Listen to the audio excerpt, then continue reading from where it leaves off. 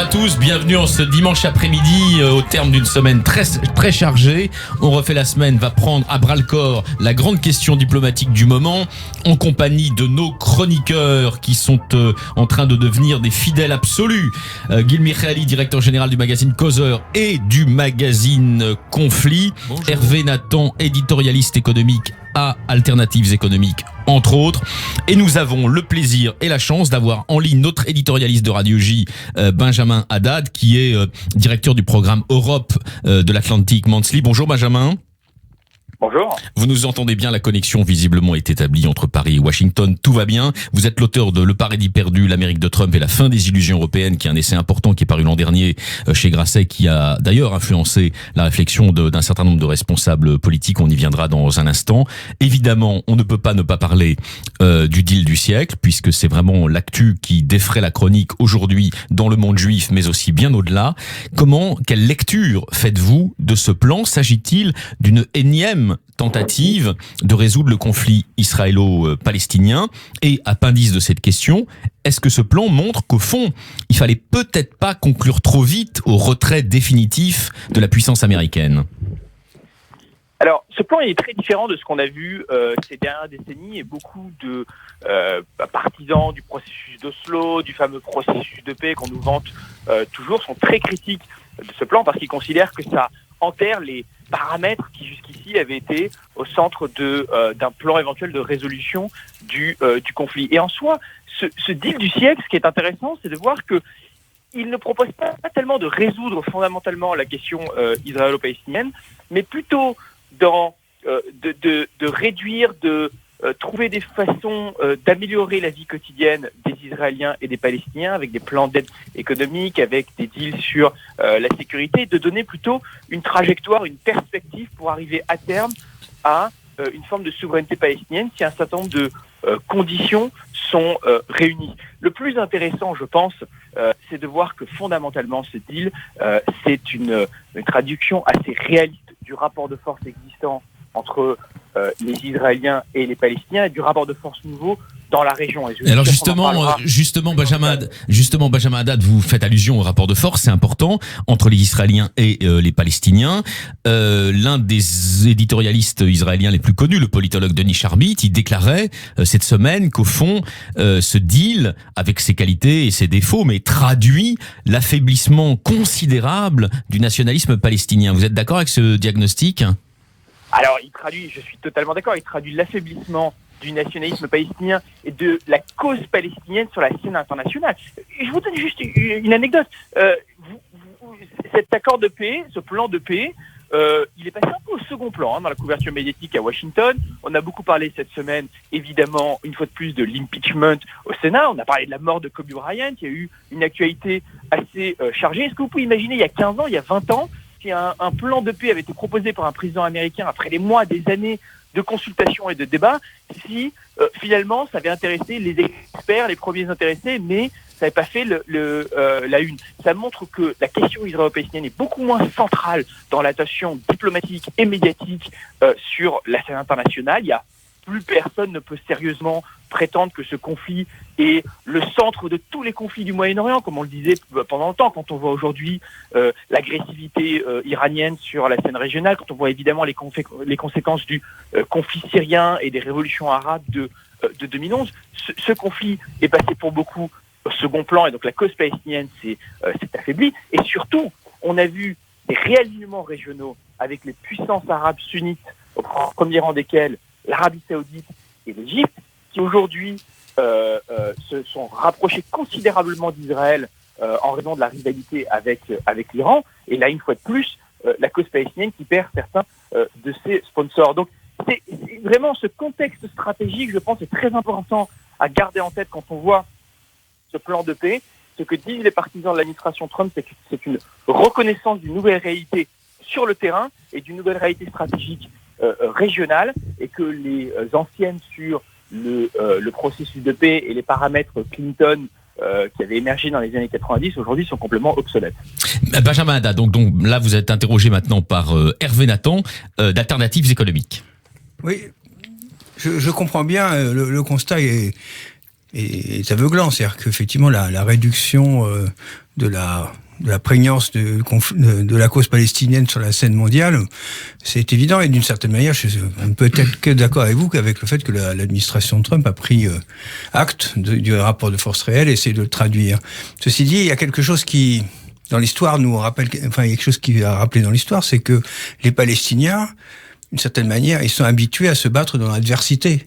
C'est-à-dire que, effectivement, ils ont toujours eu le rapport de force contre eux, sauf à quelques moments, peut-être au moment d'Oslo, où effectivement, après la première intifada, ils avaient réussi à avoir un bloc, à la fois un bloc arabe à peu près soudé derrière lui. D'ailleurs, une des disparitions aussi, en l'occurrence de la scène politique internationale, c'est la disparition de la cause arabe, parce que la cause palestinienne, c'était un des grands thèmes de la cause arabe, et la cause arabe, le nationalisme arabe en général, effectivement, semble s'être totalement évanoui. Mais est-ce qu'il est crédible est-ce que les Américains croient qu'ils vont obtenir des Palestiniens ce que aucun gouvernement israélien, aucun dirigeant modéré arabe, aucun dirigeant américain n'a réussi à obtenir d'une direction palestinienne, c'est-à-dire l'acceptation justement du rapport de force tel qu'il est. Benjamin Haddad, en direct de Washington. Alors, c'est une question parfaitement légitime, puisqu'on voit déjà que le dirigeant palestinien Mahmoud Abbas a refusé, sans la moindre ouverture, ce plan de paix proposé par le gendre du président américain Jared Kushner. Mahmoud Abbas a été invité à Washington à refuser de s'y rendre. Ce n'est pas la première fois qu'un dirigeant palestinien refuse un plan de paix, mais c'est vrai qu'on peut légitimement penser que ce plan, qui réduit considérablement le territoire qui serait alloué aux Palestiniens, qui remet en cause la question du partage de Jérusalem, qui mentionne vous avez, Benjamin, c'est réduit bien sûr, mais vous avez quand même 70% de la Judée-Samarie qui sera dévolue au futur État palestinien. Hein. Oui, mais sans continuité territoriale avec la Jordanie, ce qui peut être un sujet en termes de souveraineté, évidemment, si un éventuel État palestinien se retrouve uniquement enclavé au sein du territoire israélien. Vous avez des questions symboliques comme Jérusalem. D'ailleurs, c'est pas la première fois, puisque l'administration Trump avait déjà reconnu la souveraineté israélienne sur Jérusalem, a déplacé son ambassade il y a 2 ans. Vous avez des questions comme les réfugiés qui, même symboliquement, ne sont pas vraiment traités, qui auraient pu être traités par une forme de reconnaissance de nom, avec peut-être un retour symbolique. En tout cas, c'était ce que prévoyaient la plupart des experts, les paramètres Clinton. Donc c'est vrai que c'est un plan qui est très compliqué pour un dirigeant palestinien à accepter. La question aujourd'hui, en termes de rapport de force pour les Palestiniens, c'est de savoir si leur situation ne se détériore pas progressivement, et qu'il ne vaut pas mieux, en tout cas, essayer d'améliorer leur situation sur le plan sécuritaire et économique, en attendant peut-être un président américain plus amène dans le futur. Gil Michaeli du magazine Causeur. Oui, avant d'aborder la question américaine, juste quelques précisions. C'est d'abord le rapport des forces. Déjà, Oslo traduit un premier affaiblissement des Palestiniens à double escient. C'est-à-dire, d'abord, ça traduit leur lecture des rapports de force de l'après la chute de l'URSS, parce que le nationalisme palestinien a été d'abord soutenu par le nasserisme, qui a beaucoup encouragé la lutte palestinienne comme un outil de politique étrangère égyptienne, et après par d'autres pays. Et plus tard, ils étaient soutenus par l'URSS et les blocs soviétiques, et on sait que les valises diplomatiques ont beaucoup aidé à faire pas mal d'attentats, sans parler d'autres pays autres comme la Libye, la Syrie, l'Irak et la Jordanie avant 70. Donc ça, c'est pour l'affaiblissement de Palestiniens. Effectivement, aujourd'hui, il y a un seul superpuissance, c'est les États-Unis. Les Russes ne sont pas particulièrement pro-palestiniens, ils sont plutôt indifférents. Les Chinois non plus. Les pays arabes, donc il y avait 3 ambassadeurs à Washington présents. Il y avait l'ambassadeur de Bahreïn, l'ambassadeur des Émirats et l'ambassadeur de l'Oman. Les chancelleries, au moins Riyad et Caire, n'étaient pas hostiles. Donc la situation des Palestiniens est assez compliquée. Ce que je voulais demander à Benjamin, c'est qu'est-ce qui se passe de l'autre côté? On est dans une année électorale. Les démocrates se radicalisent. Est-ce que déjà quelqu'un de ces côtés de paysage politique américain parle de ces programmes, ces propositions, cette initiative et peut-être de la suite? Est-ce que quelqu'un dit, une fois élu, je vais revenir en arrière, je vais geler le déplacement le déménagement de l'ambassade ou quoi que ce soit? Alors, le déplacement de l'ambassade, je pense qu'aujourd'hui, c'est un fait accompli. Et ça me paraîtra extrêmement compliqué pour une administration démocrate de revenir dessus, puisque Donald Trump avait mis non pas seulement les démocrates, mais la classe politique américaine devant ses contradictions, puisque le déplacement de l'ambassade à Jérusalem, c'était une promesse de tous les prédécesseurs de Donald Trump, y compris Barack Obama. Ça avait été voté par le Sénat à une quasi-unanimité, 99-98 voix sur 100 à plusieurs reprises, mais le président américain pouvait signer ce qu'on appelait un waiver, c'est-à-dire une disposition qui lui permettait de ne pas mettre en application la loi pour des raisons de sécurité nationale. Donc, renouvelé tous les 6 mois, si je m'en souviens bien. Exactement. Et donc Donald Trump, ce qu'il a fait, c'est simplement, il n'a pas signé ce waiver et il a mis en exécution la loi votée par le Sénat. Ça a mis beaucoup de sénateurs démocrates devant leurs contradictions, puisque généralement, ils votaient cette reconnaissance de Jérusalem en espérant que le président américain signerait cette disposition, et donc on avait vu des gens comme Cory Booker ou d'autres critiquer le président alors qu'eux-mêmes avaient voté la reconnaissance. Donc ça, c'est une petite parenthèse, mais à mon avis, il sera compliqué de revenir dessus. Israël est devenu un sujet partisan aux États-Unis. La personnalité de Benjamin Netanyahou est très clivante, en particulier depuis son ingérence dans le débat politique américain sur la question du deal iranien. Sous l'administration Obama, il avait parlé au Congrès, invité par les républicains pour critiquer l'accord nucléaire voté par l'administration. Et on voit notamment l'aile gauche du parti démocrate qui est assez hostile, qui reviendra sans aucun doute sur ce deal, qui pourrait même d'ailleurs essayer de mettre Israël sous pression en utilisant l'arme de l'aide économique, même s'il faut se rappeler que cette aide économique est votée par le Congrès, donc ce sera une négociation entre l'exécutif et le législatif, et notamment la personnalité, paradoxalement j'ai envie de dire, dont les Israéliens peuvent avoir un peu peur politiquement, c'est Bernie Sanders, le représentant de l'aile socialiste gauche du Parti démocrate, qui a aujourd'hui qui bénéficie d'une dynamique assez importante dans sa campagne, qui pourrait l'emporter. On a la première primaire dans l'Iowa dimanche où Sanders est en tête de certains sondages. En tout cas, ça va être une élection serrée entre l'aile gauche et l'aile modérée centriste de Joe Biden.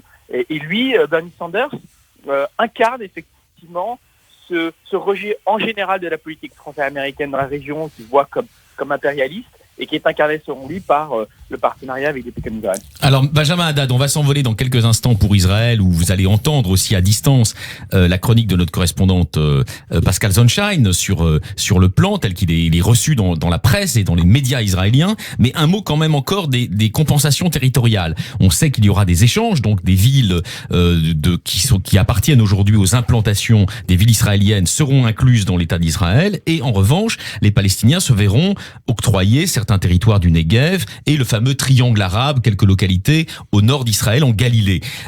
Ça, c'est donc évidemment ce que prévoit le plan, mais on sait d'ores et déjà qu'une partie de la droite israélienne, on va dire la droite de la droite, n'est pas d'accord. C'est-à-dire qu'elle est pour une annexion totale. Est-ce que ça peut être, d'après vous, un talon d'Achille pour Benyamin Netanyahou ? Alors, pour Benjamin Netanyahou, c'est tout de même une victoire politique. Il est en période électorale, il est mis en examen, il est dans une situation évidemment compliquée face à son adversaire politique, Benny Gantz. Donc, il faut quand même reconnaître que c'est un joli cadeau politique que lui fait ici Donald Trump, avec d'ailleurs la possibilité pour Netanyahou et les gens autour de lui de dire que ça ouvre la voie à terme à une annexion de certains territoires de Cisjordanie. Donc, je pense qu'effectivement, il y aura bien sûr une critique de la droite dure côté israélien, mais je pense que pour Netanyahou, et on l'entendra de votre correspondante en Israël, ça le met dans une dynamique favorable. Je voudrais juste rajouter un dernier point qui me paraît intéressant. Je pense sur cet accord de paix qu'on dit assez peu. Je pense que chez certains proches de Donald Trump et aussi proches de Netanyahou, on voit peut-être émerger en creux l'idée selon laquelle ce conflit est impossible à résoudre. Il est impossible à résoudre parce qu'on a deux revendications totalement contradictoires et incompatibles de territoire entre Israéliens et le fameux clash de légitimité, Benjamin, dont parlait en son temps déjà Chaim Weizmann. Oui, absolument. Et et donc remettant complètement en cause l'idée fondamentale qui est d'une résolution finale du conflit. Et donc on voit certains auteurs, un auteur israélien d'origine américaine, Micah Goodman, qui est très influent auprès de certains membres de l'administration, et qui dit fondamentalement il y a toute forme de résolution serait sous-optimale pour les Israéliens ou pour les Palestiniens. Et donc tout ce qu'on peut faire, c'est réduire l'emprise de ce conflit dans la vie quotidienne des Israéliens et des Palestiniens, le manager, le gérer, le monitorer. Le rendre gérable au quotidien. Et je pense que c'est ce qu'on voit peut-être en creux dans ce plan. Merci beaucoup Benjamin Haddad. On refait la scène continue. Une question d'Hervé Nathan. Juste une question incidente. Vous êtes aux États-Unis. La communauté juive là-bas, comment est-ce qu'on a les premières réactions? Est-ce qu'on sait si elle est divisée, ou si elle applaudit à l'initiative du président des États-Unis? Alors la communauté juive est divisée, et on voit les organisations juives sont plutôt ouvertes à ce plan, mais il faut rappeler que la communauté juive américaine vote très largement pour les démocrates à 75-80%, donc elle est très opposée à Donald Trump, et que souvent en termes de politique intérieure, quand Donald Trump prend des décisions favorables à Israël comme la reconnaissance de Jérusalem, c'est beaucoup plus vis-à-vis de son électorat chrétien évangélique qui considère le soutien à Israël comme étant absolument central et primordial dans sa vision du monde, qu'il s'adresse plutôt qu'à un électorat juif qui non seulement est démocrate, mais en plus représente à peu près 1% de l'électorat américain, comme en France. Bon, en revanche, dans la salle, il y avait Sheldon Harrison, et si je ne me trompe pas, aussi Malcolm Online. Donc des personnalités quand même très importantes. Mm-hmm. Et plutôt marqué à droite. Plutôt oui. Voilà. Plutôt républicain. Oui, surtout, Sheldon Harrison est l'un des plus grands donateurs de partis républicains. Benjamin Haddad. Oui, mais alors Sheldon Harrison, effectivement, proche de Benjamin Netanyahou, d'ailleurs, qui possède des médias en Israël, mais un milliardaire américain, mais qui est effectivement une personnalité que je ne dirais pas représentative de la communauté juive américaine, puisque lui, marqué à droite, est très proche d'un des principaux bailleurs de fonds des républicains depuis des années. Merci beaucoup. C'est lui, effectivement, qui a créé le journal Israël Hayom, notamment. On se retrouve, Benjamin, avec vous, en direct de Washington, après une courte page de publicité.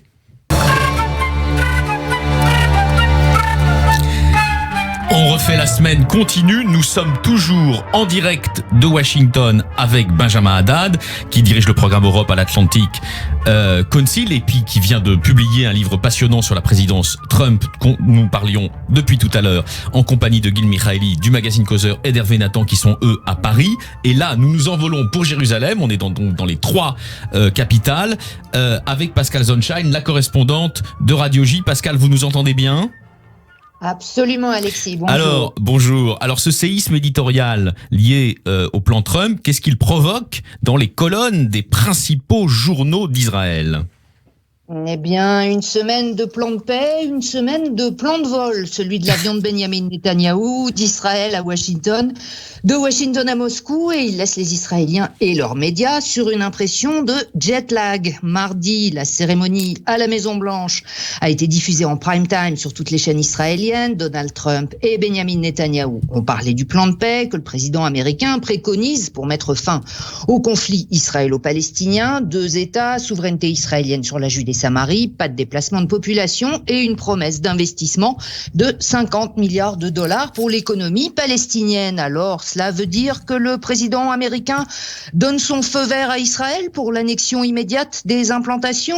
Pas si vite, tempère Yossi Werther dans Haaretz. Les Américains ont douché l'enthousiasme de Netanyahou qui espérait célébrer avant les élections la souveraineté sur la Judée-Samarie, transformant ainsi le deal du siècle en farce du siècle.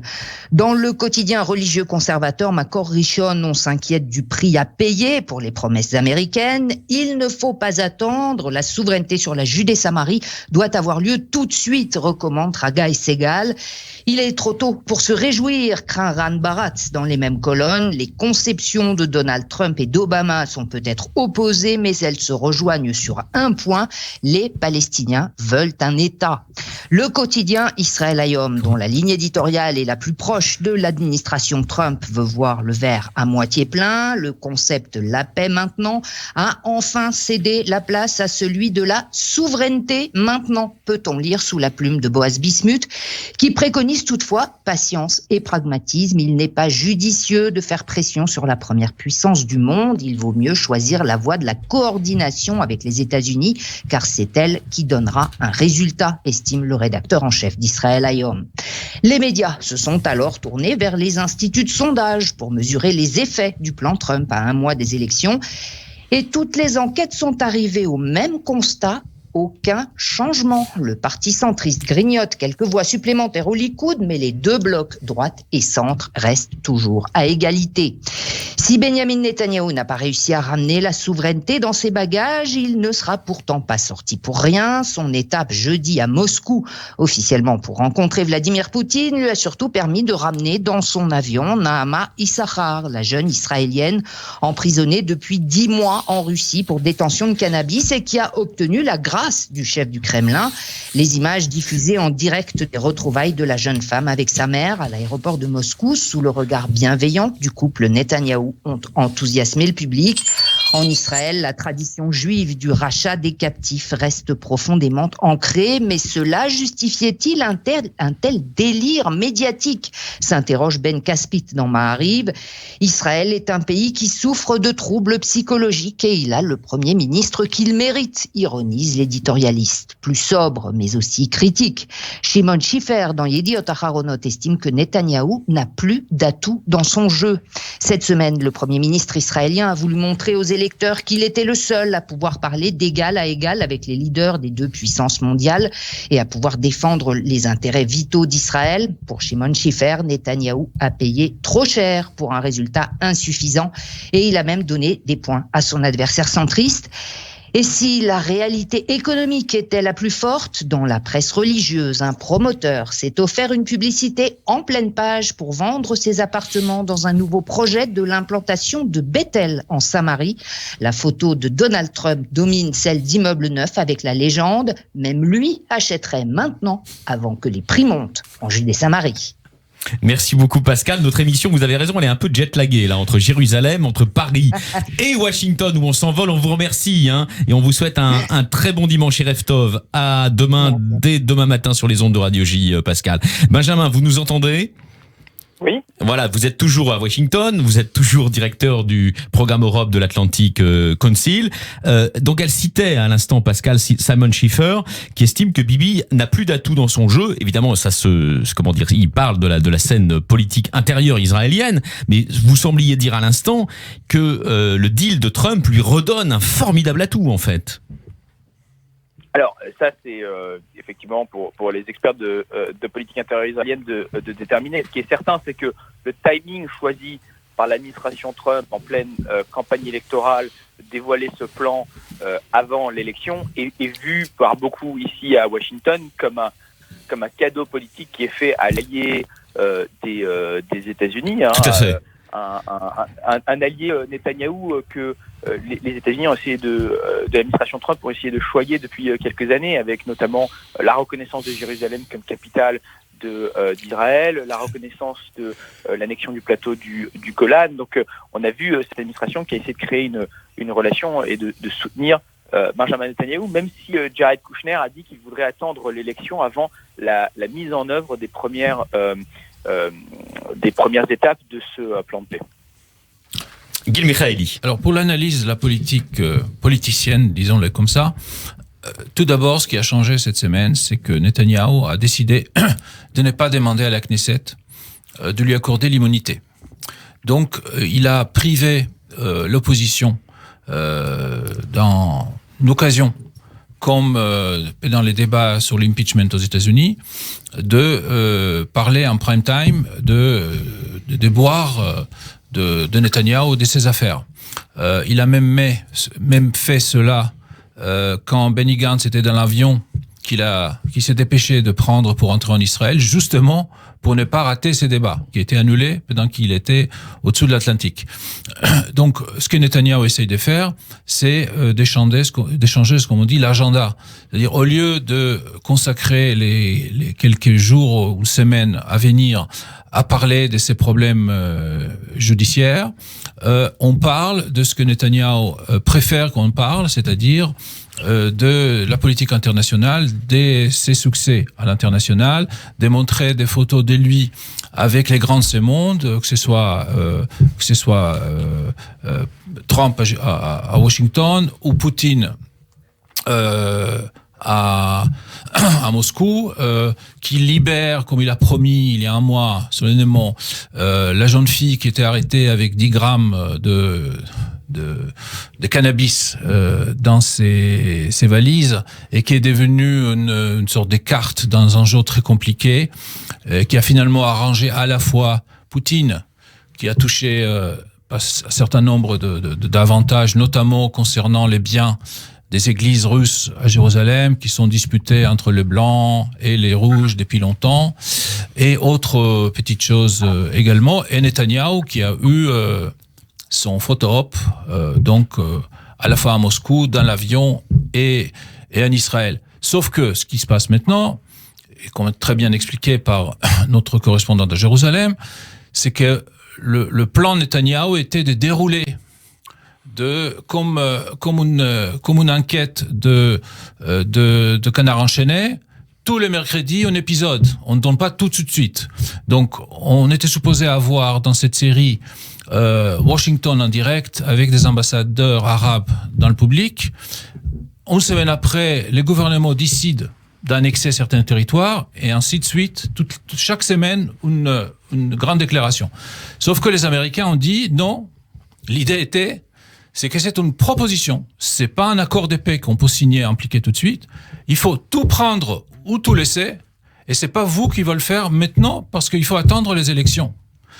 Et donc, maintenant, les enjeux sont, est-ce que l'opposition pourrait reprendre le contrôle de l'agenda et reparler de ces problèmes avec la loi, ou est-ce que c'est lui qui va continuer à avoir la main sur l'ordre du jour médiatique et qu'on parle de ses succès récents à Washington et à Moscou? Benjamin Haddad. Moi, ce que je trouve intéressant, si on compare les succès à Washington et à Moscou, c'est que on a beaucoup dit ces dernières années qu'Israël était isolé sur le plan diplomatique, notamment à cause de la question du conflit non résolu avec les Palestiniens. Je pense que c'était une approche très centrée sur l'Europe. Puisque ce qu'on voit en fait, c'est que Netanyahou a assez habilement ces dernières années tissé des nouvelles formes de relations diplomatiques. Alors notamment, il a pris acte de la présence de la Russie en Syrie pour élaborer une relation de sécurité avec Vladimir Poutine pour faire respecter un certain nombre de lignes rouges israéliennes dans le conflit syrien et notamment le transfert d'armes vers le Hezbollah ou la présence de groupes islamistes auprès des frontières d'Israël. Il a évidemment tissé des liens très forts, même si confidentiels, secrets, mais avec des pays arabes comme l'Arabie Saoudite. Ou les Émirats Arabes Unis. Ou les Émirats Arabes Unis, avec qui Israël ne dispose pas de relations diplomatiques officielles, mais on voit bien que les relations sont très proches avec des personnalités comme MBS, le prince héritier saoudien, puisqu'ils partagent une même inquiétude vis-à-vis de la menace iranienne. On voit, ça a été dit tout à l'heure, que la Chine ne prend pas position sur la question du plan de paix, reste très prudente. La Chine est un investisseur important aujourd'hui en Israël et on voit des liens économiques assez forts entre les deux pays et évidemment la relation qui a été bâtie avec Donald Trump, mais toujours aussi avec le Parti républicain et le Sénat aux États-Unis. Donc fondamentalement, la réaction, et je dirais même d'ailleurs, si vous regardez la réaction diplomatique française, on peut en dire un mot, à ce plan de paix. Macron s'est israélisé en un mot, Benjamin Haddad. En tout cas, ce qu'on voit, c'est une réaction très prudente, très mesurée de la part des autorités françaises, un communiqué du Quai d'Orsay qui salue l'effort, je cite, de l'administration Trump, qui rappelle les paramètres qui sont toujours la base de négociation pour la France. Mais on a vu une visite du président Macron en Israël qui s'est bien passée. Là aussi, des liens économiques très forts entre les deux pays, des liens de sécurité aussi, la question du conflit qui a perdu aussi de sa centralité, même dans la relation entre la France et Israël. Alors, tout à fait. La France était un pays historiquement très attaché à la cause palestinienne, avec des présidents comme François Mitterrand, comme Jacques Chirac, qui en avaient fait quelque chose de très important. En tout cas, quoi qu'on pense de ce plan de paix, de ce processus et de la dynamique qui peut s'enclencher ou non, je trouve que la réaction montre quand même, remet en cause la question de la solitude et de l'isolement diplomatique d'Israël qu'on entendait beaucoup de la part des experts ces dernières années. Voilà, et puis il faut le dire bien sûr, Benjamin, Israël c'est aussi la 8e puissance mondiale, donc il y a une attractivité aussi que vous soulignez dans la région, ça désenclave quand même très largement l'État juif. Merci infiniment Benjamin Haddad pour vos analyses. Je rappelle bien sûr Le Paradis perdu pour ceux qui ne l'auraient pas encore lu. C'est un livre qui a fait réfléchir beaucoup de monde, beaucoup d'hommes politiques aussi, aux éditions Grasset l'an dernier, sur la présidence Trump. Vous ferez peut-être un jour un codicille à ce livre. Avec plaisir. Merci beaucoup. On vous retrouve très bientôt sur les ondes de Radio J et bonne journée à vous à Washington. On se retrouve juste après une courte page publicitaire.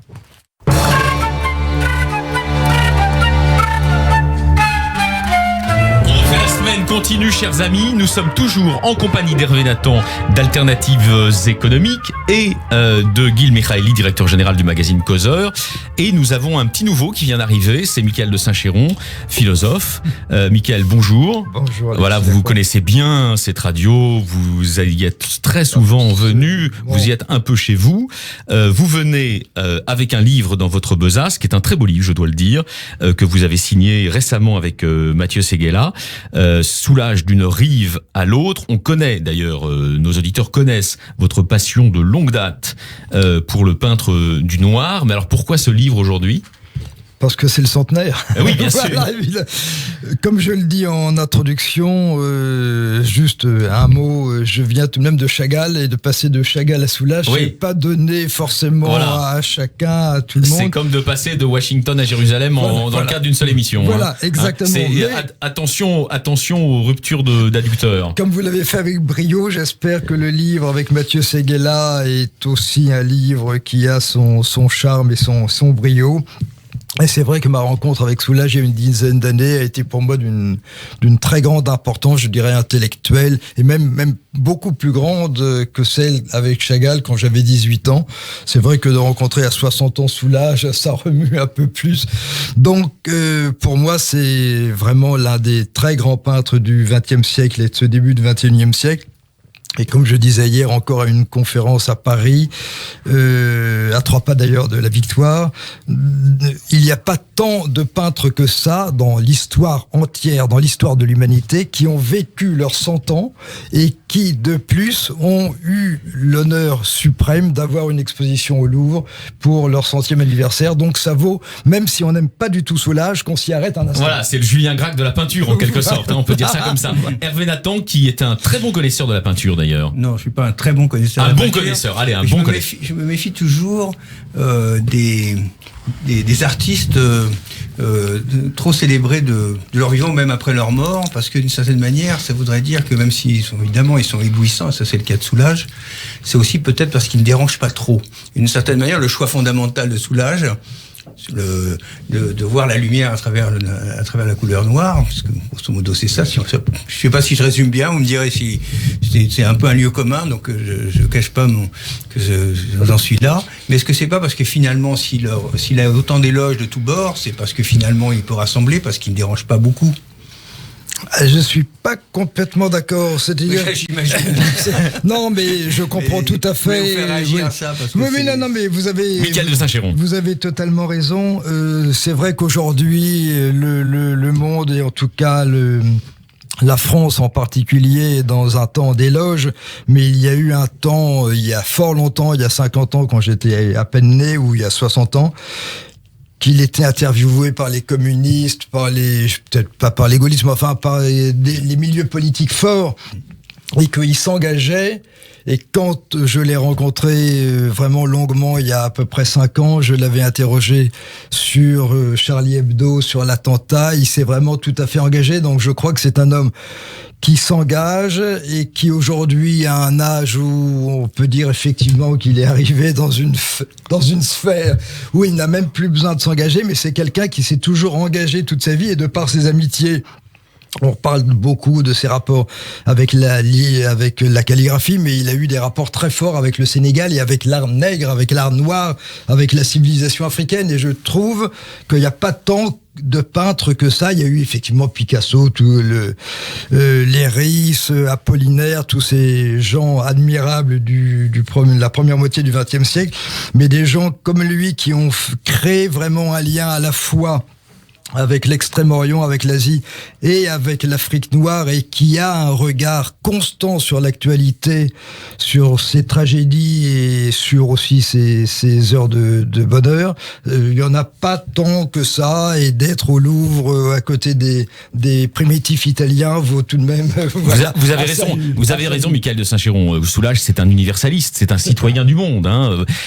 Gil Michaeli, un sentiment justement sur cette œuvre iconisée aujourd'hui. C'est vrai, hein? Absolument, tout à fait iconisé, oui. Justement, la question que je voudrais vous poser, c'est en tant que critique d'art, qu'est-ce que vous trouvez chez lui qui est intéressant? Comment le situer dans une longue histoire de l'art en Occident? Parce que vous venez de dire qu'il sera à côté des primitifs italiens, donc parmi les premiers tableaux qu'on a, et jusqu'à 2020. Comment le situer? Intellectuellement, qu'est-ce qu'il nous apporte? Intellectuellement, je dirais que c'est quelqu'un qui vient de l'art des cavernes, et c'est d'ailleurs tout à fait important de dire que l'une de ses grandes fascinations, de ses grandes passions de l'art est née lorsqu'il a découvert Altamira, par exemple, Lascaux, et qu'il avait 20 ans. Et il a voulu se situer dans cette suite, dans cette continuité finalement d'hommes et de femmes, enfin surtout d'hommes qui il y a 30 ou 40 000 ans cherchaient les profondeurs de la terre au lieu de chercher la lumière du soleil pour créer des choses à partir de la couleur noire. Et il est très très frappé justement que ces hommes des cavernes aient choisi des crayons et des couleurs et des craies noires pour dessiner donc sur les murs des cavernes, et lui se situe dans cette perspective-là et dans cet allant des hommes qui n'ont pas choisi la facilité, qui est de choisir la couleur, qui est de choisir la forme, et lui a choisi à la fois ce qu'il y a de plus difficile, le noir et l'abstraction. Donc à partir du moment où on dit ça, on a dit tout de même beaucoup, je crois, sur Soulages. C'est le contraire de la facilité, c'est quelqu'un qui a été continuellement dans une difficulté, j'allais dire presque chronique, dans sa manière de composer l'art. Et si vous me permettez, encore hier, justement, il y avait un monsieur qui était à ma conférence, qui est le petit-fils d'un compagnon de la Libération, et qui m'a dit avoir parlé il y a une quarantaine d'années avec Malraux, au moment même où je voyais Malraux, et Malraux lui a dit: les gens qui étaient dans les camps de concentration, ou nous qui étions dans les théâtres d'opération, on ne voyait que le noir. Le noir se reposait sur le blanc. C'était notre espoir de s'en sortir. Et c'est pour ça que Soulages, Malraux disait ça il y a 45 ans, est l'un des plus grands peintres pour nous. Le noir se reposait sur le blanc, c'est une très belle définition. Vous avez raison, Michael de Saint-Chéron, de la peinture de Soulages. Soulages d'une rive à l'autre avec Mathieu Séguéla. C'est aux éditions Actes Sud. C'est un livre qui rencontre d'ailleurs, je crois, un assez grand succès. Merci d'être passé par Radio J, cher Michael. Dans un instant, chers auditeurs, vous allez retrouver Alexandre Adler au micro de Steve Nadjar. Il va décrypter aussi l'actualité internationale chargée de cette semaine. Merci beaucoup aux amis Gil Michaeli, directeur général du magazine Causeur, et Hervé Nathan, éditorialiste à Alternatives économiques. À dimanche prochain.